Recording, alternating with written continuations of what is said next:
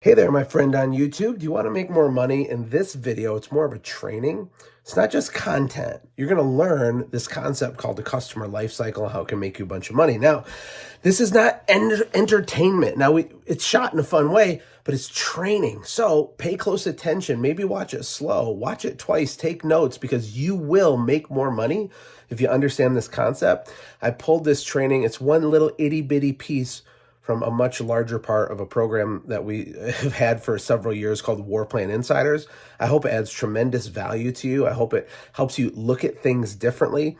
We don't need the new magical fairy dust to grow our business. We need to block and tackle and go deeper in the nuance on some of the fundamentals. I think this will really simplify things for you, and I hope it makes you a fortune. So you can buy jet skis and hot tubs and go on vacations and pay off your Visa bill or whatever it is, and so you can change the world. So welcome to Money Mission number 9 out of a program called War Plan Insiders. Enjoy. Hey, what's up, my friend? War Plan Insider. Welcome to this week's Money Mission. We're going to talk about amateurs versus professionals and get your brain churning and thinking. Are you ready for some brain exercise? Remember, you make a lot more money with your brain than you ever will with your back. I have a buddy. His name's Brian Bowman. Today, he's an e-commerce expert guru guy, speaks on stages, teaches people stuff, made bajillions of dollars on the internet. But before that, he used to be a professional golfer. And he told me a couple things, and I've referenced him before. You know, he's the guy that told me about the bounce back rate, that the number one determining factor of who's going to win like the whole PGA Tour is this one singular metric called the bounce back rate. And it's fascinating because they have hundreds of different things they measure in all these different professional sports, but the bounce back rate for golf has to do with how well an athlete performs on a hole of golf immediately after doing really terrible on the hole right before that one. So that's the ratio. So if you know golf, if you do a bogey or a double bogey, that's like really bad. So if I do bad on hole 7 and then immediately do amazing on hole 8, that number can be calculated, and the person that has the highest average bounce back rate over the course of the season is the person that typically wins the whole thing. And I thought that was really interesting. But he also told me another thing that broke my brain. He said, Josh, he said, the differences between amateurs and professionals is exponential. I'm like, okay, what does that mean? And he said, well, think of all the high school athletes, or just think of all the general business owners, because this all applies to business. And like how good they are, the best of the best in middle school. And then they go to high school, and then the best of the best of high school. You know, there's lots of what we think are just insanely talented, gifted high school athletes. There's like hundreds of thousands of them. And then only a tiny sliver of them make it to college, to the university level. And only a portion of them make it to like Division One. And then the very, very best of the best there, only a portion of them make it into the pros. And then, by the way, in the pros, the average career is 4 to 5 years, depending on the sport. But a lot of people just kind of come and go. They can't make it, right? Isn't that weird? And if you think about the differences between an amateur and a professional, it's more than just getting paid to do it. It has to do with mindset. It has to do with consistency. And probably more than anything else, it has to do with doing boring stuff over and over and over. So when I say you make a lot more money with your brain than you ever will with your back, that's true, but it doesn't mean that everything you do with your brain is always new and exciting and sexy. I think when we get into business at first, I don't know how long you've been in business, but it's very exciting. Everything's new. You know, there's novelty baked into everything. You're learning, you're growing, you're expanding. You're like everything.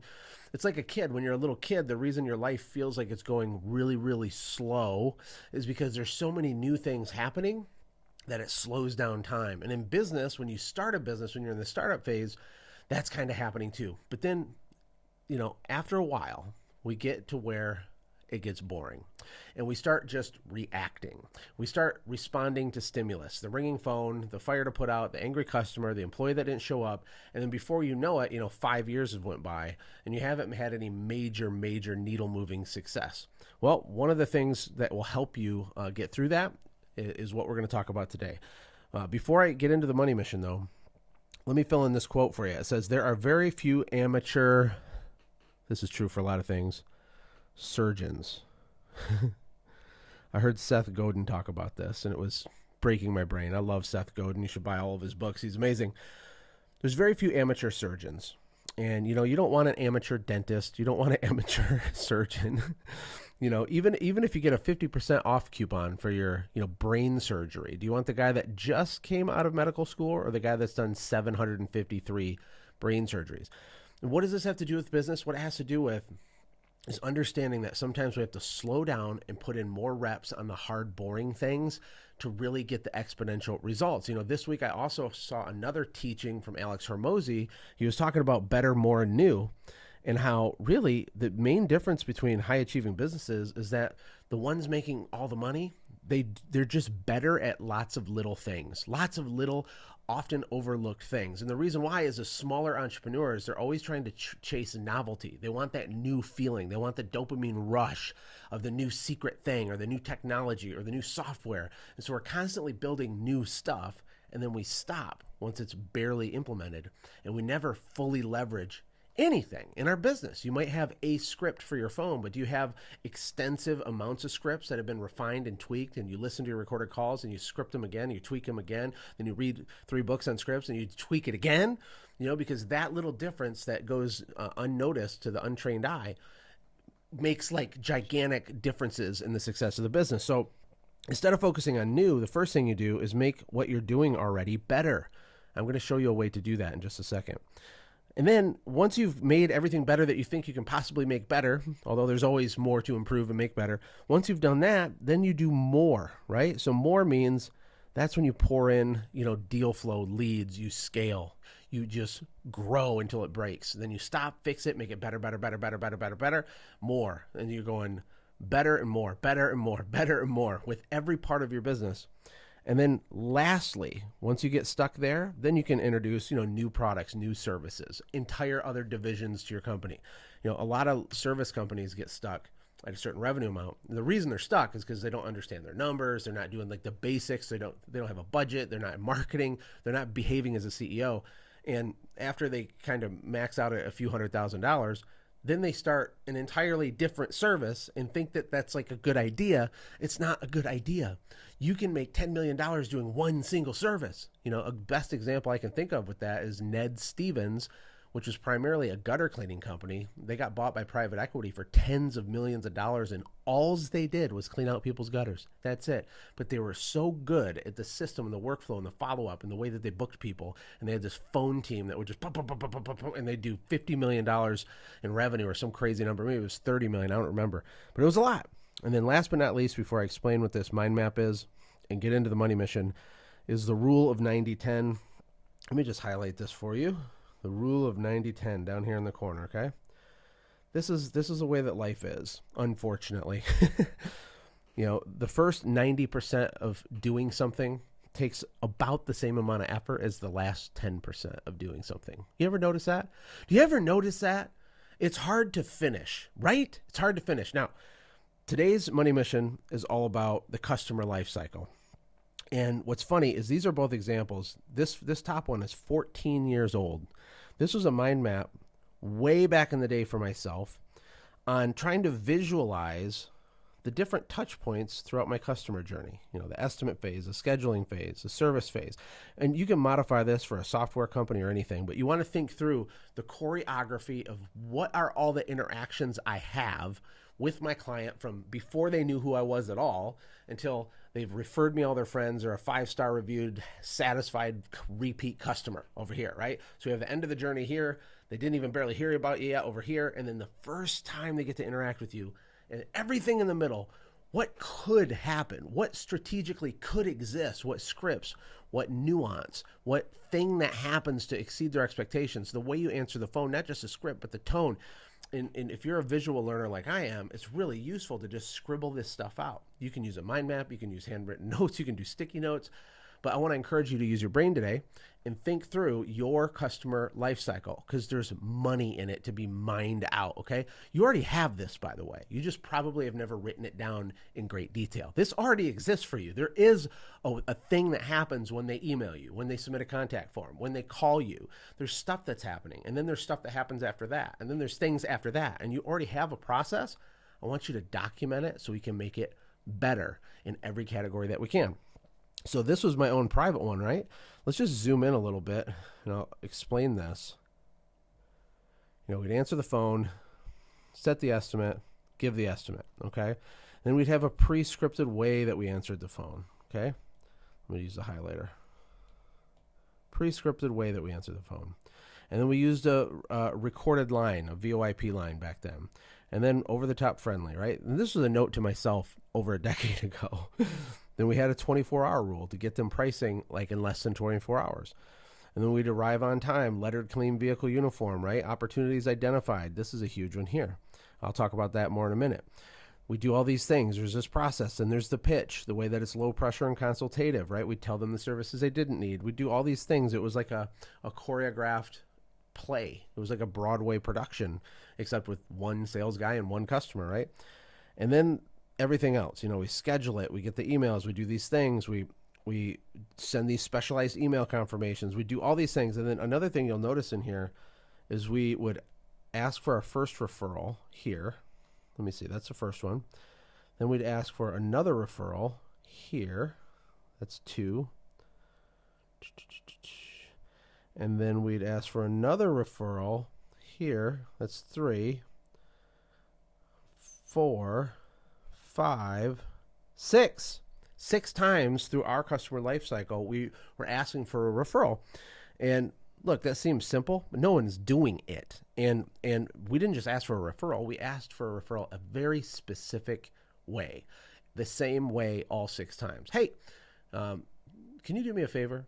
First, we say, were you satisfied with your work? They say yes. You say, oh, perfect. Can you do me a favor? We're a small local family company. We rely on referrals from good people like you. Do you have a weird uncle or someone you can think of that really needs what we do? What do you think? What do you got for me? That's what we would say. We're a small family-owned company. We're a small. Oh, great. Can you do me a favor? We're a small. We did that at 10. It literally, real number, 10 times the amount of referrals we got after a full season of implementing that.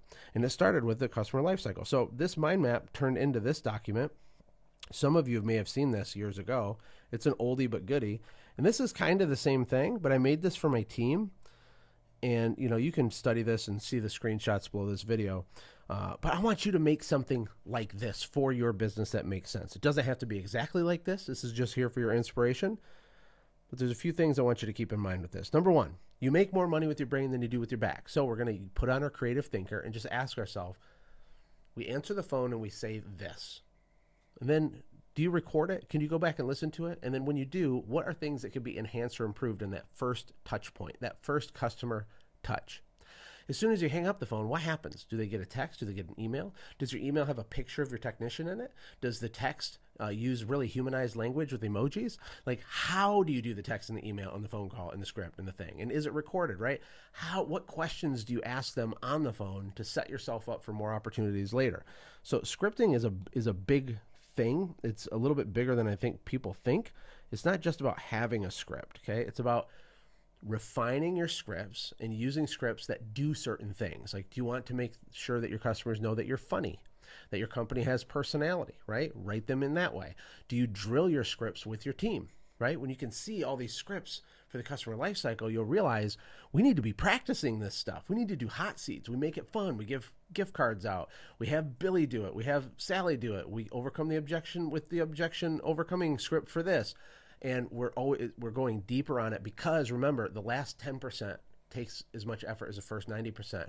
And there's like hundreds of thousands of dollars in value over a big enough time horizon for your company, locked and trapped inside these little touch points that you already have, but we haven't stopped to look at it like this.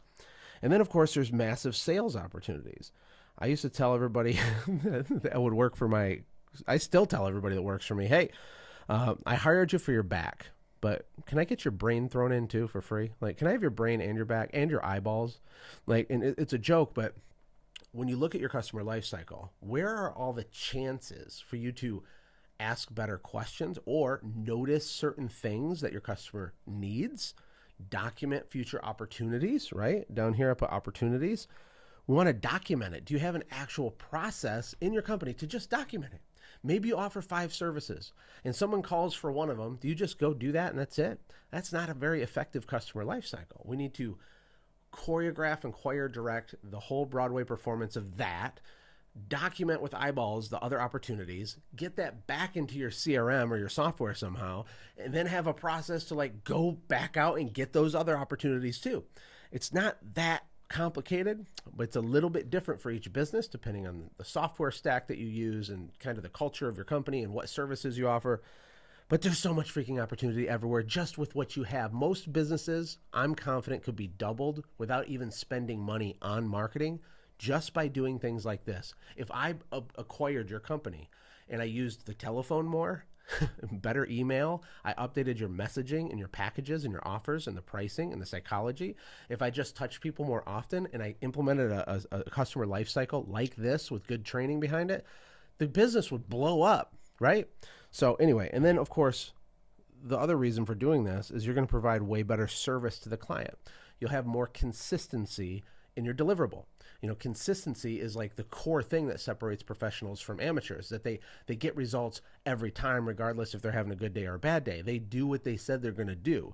Balls don't fall through the cracks, right? As often with really, really professional companies in general, or people. They're just consistent. They're steady. They have a bad day, but not that often compared to amateurs. So you can blow your customer's mind with this stuff. And then of course, perceived value. So perceived value is what makes it easier for you to charge more money, and it feels like it makes sense to your customer. For me, it's visualizing the customer life cycle. It gives me all kinds of at-bats to exceed expectations and over-deliver on little things that the customer is not even thinking about. For example, maybe my company has a goal to answer the phone in one ring, okay? Then maybe my office manager stands up so that there's a little more enthusiasm. All the calls are recorded, they're reviewed. So there's better tonality and pacing and emphasis. There's really good questions that are asked, right? It's a give and a take. We think through everything that's said on the phone. That's our first chance to create perceived value, because all the other companies that they call, they're not doing this. I promise they are not doing this if they even answer the phone in the first place. But not just the phone, but for email and text and social media messages and anything. Think through how you can be top shelf with that, and you're creating perceived value. Then when you give pricing or they come on your webinar or whatever is happening, how do you create more perceived value? How are they going to perceive you? What's the nuance of how you position yourself? How do you name drop and anchor certain prices so that before they find out how much you cost, they're kind of nervous because everything feels so premium to them. It should feel like they're at a Double Eagle steakhouse. Is that what it's called? Double Eagle? Triple Eagle? I don't know. These fancy $500 to eat there and get a steak type of restaurants. The nuance, the ambience, the atmosphere, the smell, the music, the lighting, the tables, the chairs, how heavy they are. The silverware is heavier. The linen for your napkin is thicker. There's all this stuff. What can you install throughout your customer life cycle to add more premium feeling things in there? It could be the thickness of your estimate sheet. It could be the leave behinds you do. It could be a personalized video that's sent to them at some point once or twice throughout the process. It's the scripts that your technicians use when they're getting to the job, halfway through the job, and at the end of the job, right? It's just endless, the possibilities here. And I want to encourage you to crush it with this money mission, because it's going to help you a ton. It's going to absolutely make you more money if you'll buckle down and get it done. Doesn't have to be perfect. You can always update this. But what does your 1.0 version of your customer life cycle look like? Can't wait to see it. Talk to you soon.